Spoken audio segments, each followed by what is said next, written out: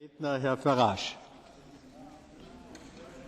I represent a group that is against military action in Syria. We are against it not because we are pacifist, we are against it not because we do not care about the awful things going on there, we are against it because we think there is some pretty poor thinking going on.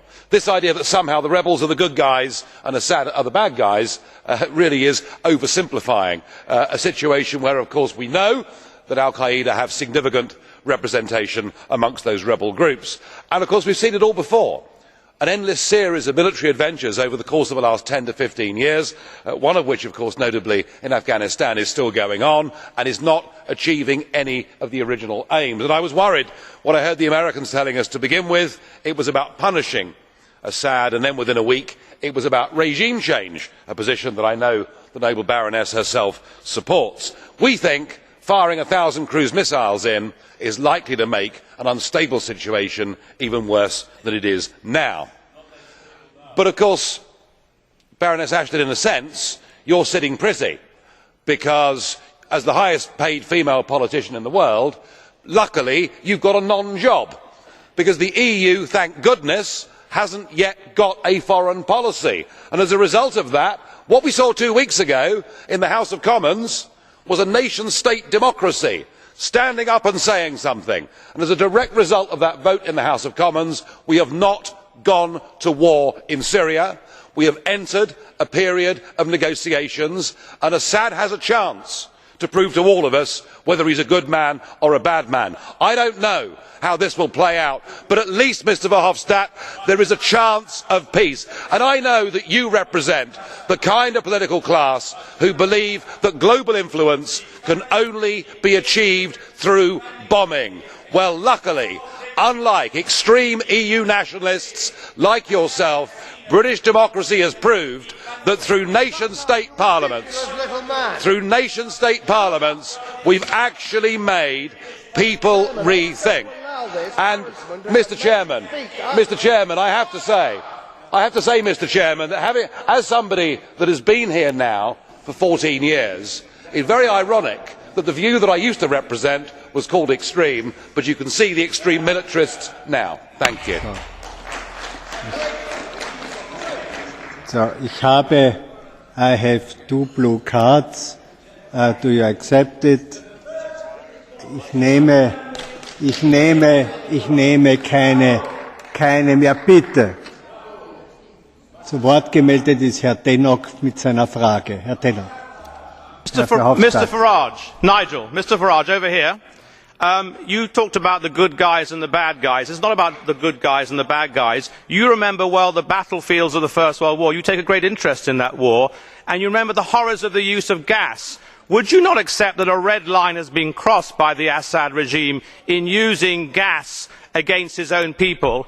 And if so, what should be done to stop other dictators and despots using it elsewhere, not just against civilians but actually in military conflict? So what would your response be to the use of a weapon of mass destruction? Sit back and do nothing?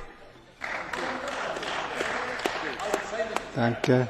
The good guys, bad guys story really I take from your own Foreign Secretary and party member William Hague, who of course was urging the international community to arm the rebels, something that struck me, given we know Al Qaeda's involvement, as being total and utter madness. I am cynical and sceptical, as are much of the European public, about who has used those weapons until we get the full report and we get the intelligence right. We went to war in Iraq being told that Saddam had weapons of... Why don't you shut up and listen for a change? You really must be the vilest, rudest man in European politics. And you rant on, and the chair lets you get away with it because you're the former Prime Minister of Belgium. Well, there we are. So, Mr Tannock, I understand what you're saying. I understand something ghastly has happened here, but before you take military action, you need to be certain you are going to make things better and not worse. The time is over. The blue card is 1 question and 1 answer. I have a second question from Mr. Jan Bashko.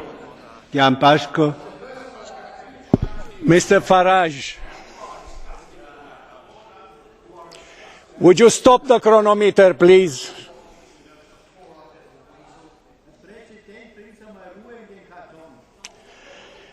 May I address the question? Mr. Farage, I am coming from Romania and maybe living like a pig, as you described the Romanians. But in this room, in this house, I think that we have the same rights altogether. Therefore, I am asking you, you said that this is an opportunity for Assad to demonstrate whether he is a good man or a bad man. Do you think that 100,000 killed there proves him to be a good man? Because I don't. Do you? Sir, I would say this to you. I have never described the Romanians as living like pigs. What I said was the Romanians treat their Roma minority like pigs.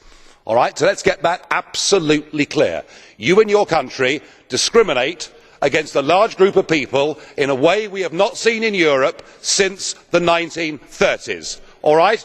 Now look, I am not taking sides in this civil war, but I am saying this, that whether it is through the use of gas or whether it is through the use of other forms of high explosives or bullets, there are terrible things happening in Syria. I understand that and I agree with that.